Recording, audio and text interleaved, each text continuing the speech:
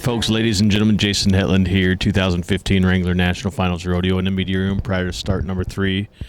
Cotton Yancey, you are a fixture and a mainstay right here down in the media room, keeping it all of us in line, aren't you?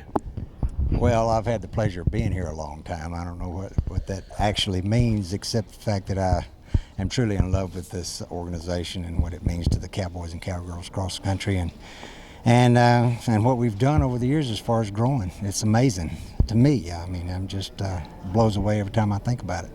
You know, each year it gets better and better, and the more years you hear, the closer you get with the staff, you know, as a media personnel, and we've kind of grown pretty close over the years, and not stepping away from the realm here. And you have a great movie career as well. Talk to us a little bit about that. Well, I've got a fledgling movie career. It's just getting started. I've been very fortunate. I've had a lot of good things happen to me in the last 4 or 5 years in the movie industry, and you know, it's a long, hard road. The movie industry is not like what people think it is. It's not all glamour. In fact, it's a long way from glamour. It's a blue-collar job from day one to day two. You know, but it's another avenue of the entertainment business that am privileged to enjoy. And I started off in the music business. I went to the rodeo business. Learned so much from both of them that I'm bringing to the movie business. Somebody asked me, said, "Where'd you learn to act?" And I said, "Well, that's a hard question. I guess I learned to act because I've had to act like I knew what I was doing all my life." Knew what you were doing. You know, you guys do a fantastic job down here. But a couple years ago, we caught up, and you were just ready to roll out a documentary film, a football film. Yeah, in fact, that's what got me started thinking about getting in the movie business. I got hired to direct a movie called Mississippi JUCO, the toughest football league in America, about the community college, junior college organization in Mississippi. We have 15 schools down there, and 14 of them probably the hardest football you ever saw. And we're very proud of the fact that you know, NFL and D1 colleges all over the United States, that's where they go to mine gold, and they mine a lot of it. Awesome. What's next in the movie career industry for Cotton Yancey? Well, since then, of course, I went back to college. I did a lot of stuff, learning the film industry, the technical end of it, from gripping to editing to camera operation to directing and all that kind of stuff. Learning more about the trade that I said that I think I want to get off in this avenue. And so I thought it'd be wise to go to school, and it was. It put me in an atmosphere where a lot of people have like minds. They're thinking about what's the next project coming down the road, and we're very fortunate in Mississippi, being right north of New Orleans. New Orleans is the new Hollywood, and Hollywood South they call it. And actually they're doing more projects in New Orleans right now than they are in Hollywood. And that's bled over into Mississippi. So Mississippi has a lot of projects going on, and it's given me a pretty good playground to play in.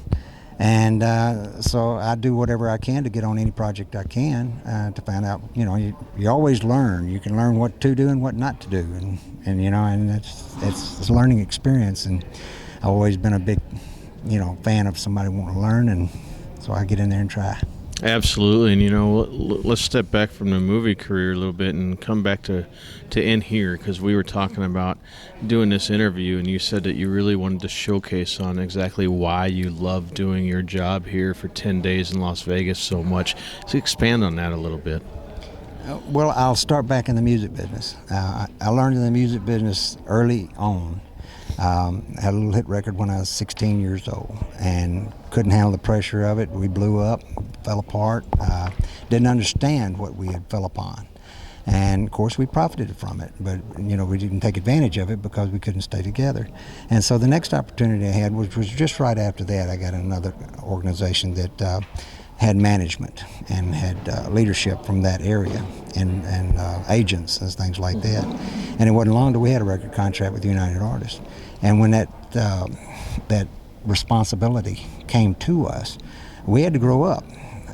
Not necessarily as far as, you know, growing up and being responsible about everything we did, but we had to be responsible to that fortune that came our way. And like anybody in this business, they have to be responsible to the industry that they're in. And so it taught me a lot about that. And when I got in the rodeo business, I was so impressed with a lot of the people that were really wanting to entertain the people, because that's what I learned in the music business. I mean, if you don't entertain them, you're not gonna last very long. They pay their hard-earned dollar to come see you do your show, and that's the same thing in the rodeo business. You entertain them first, you educate them second, and they come to be entertained. I mean, a lot of the people that sit down in the stands, they come to see a rodeo because it's Americana. I mean, it's exactly what it is, and they don't maybe understand what it takes to ride a bronc, you know, the strokes and all that kind of stuff. They don't know anything about that, or what the techniques are, roping a calf, or team roping techniques, or barrel racing techniques, or any of it, you know. But if you wrap the education that you're about to give them in an entertaining package, that makes a happy customer, and he'll come back. And that's something that I try to instill in everybody that I talk to about this business or any other business as far as entertainment goes. You got to entertain people that pay their hard-earned dollar to sit in a seat and watch what you do. And even cowboys, I love to see a cowboy when he dismounts off a saddle bronc horse, you know, give accolade to the crowd, because that's what they want. And they love that kind of thing. They're going to remember that guy that is out there having a good time. That's what I learned in the music business. If you're not having a good time, how can you expect the crowd to have a good time? And so showing you're having a good time, showing you love what you do is a major ingredient in the success of not only yourself, but of the sport that you love as well, whether it be, or the avenue of entertainment that you love as well. And that's something that, you know, fortunately it was hammered in my head early, and I try to practice it all the time. And just like you, I mean, when you're doing this show right here, it's here for entertainment value, you know. Absolutely. And it's educational too, but you're not going to get their educational ear unless you entertain them first. Absolutely. You know, Yeah. that's just the way it works. And when I see rodeo cowboy, something that I was so, I can remember sitting on the back of my horse. I announced rodeos for 30 years on the back of a horseback announcer all over the country. And I can remember looking down at my boots many a time, sticking out of them stirrups with my spurs on in the middle of an arena, talking to very talented clowns and singing the praises of very talented cowboys, and just thanking the good Lord that how did I get here, you know. And I did that I still do it, you know. How did I get here? How did I get accepted by this bunch of people? Rodeo cowboy is the biggest heart of any athlete going down the road, and that's my humble opinion. And I know a lot of pro football players, a lot of pro baseball players. My son, my youngest son will hopefully be a pro baseball player. He's in college right now, being looked at by some major league companies. But when you're guaranteed a check, whether you play or not, that's a little different than these cowboys. These cowboys ain't guaranteed nothing. They got to pay to play.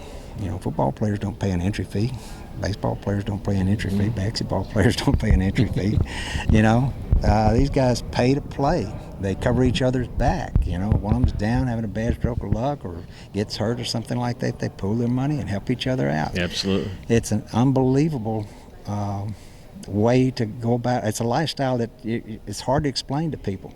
And it warms my heart every time I think about it. And it's taught me a lot about life and taught me a lot about lessons. The music business wasn't quite like that. It was a lot of camaraderie, of course. You know, you got a band, you're traveling down the road, sleeping elbow to elbow in a bed with each other every night.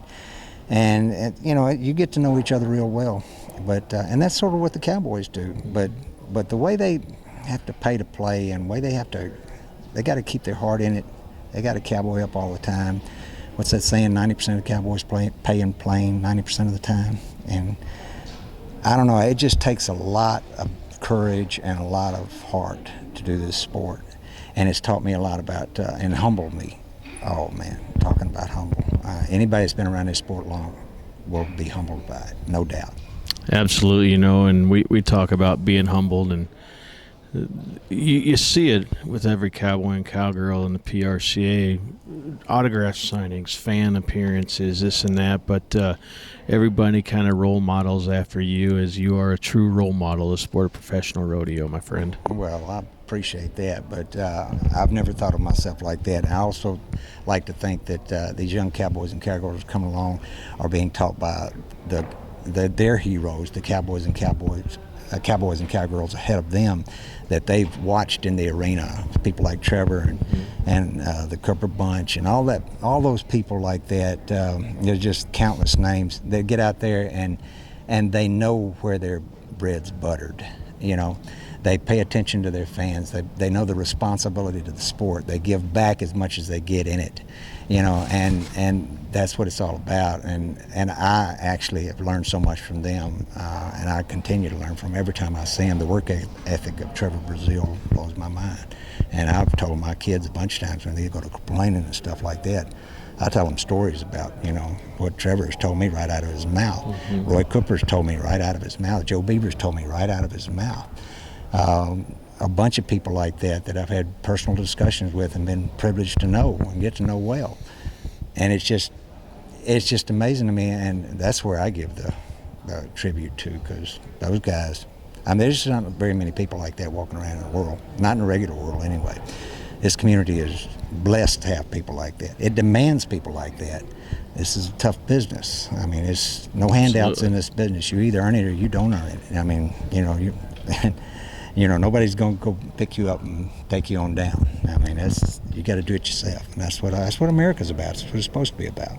Absolutely. Hey, I appreciate you taking some time to talk to us here at the RodeoRoundup.com. My pleasure, buddy, and it's nice to be with you again. Absolutely. Ladies and gentlemen, Jason Hetland here, 2015 Wrangler National Finals Rodeo with one of the true legends of the sport, Cotton Yancey. Thank you.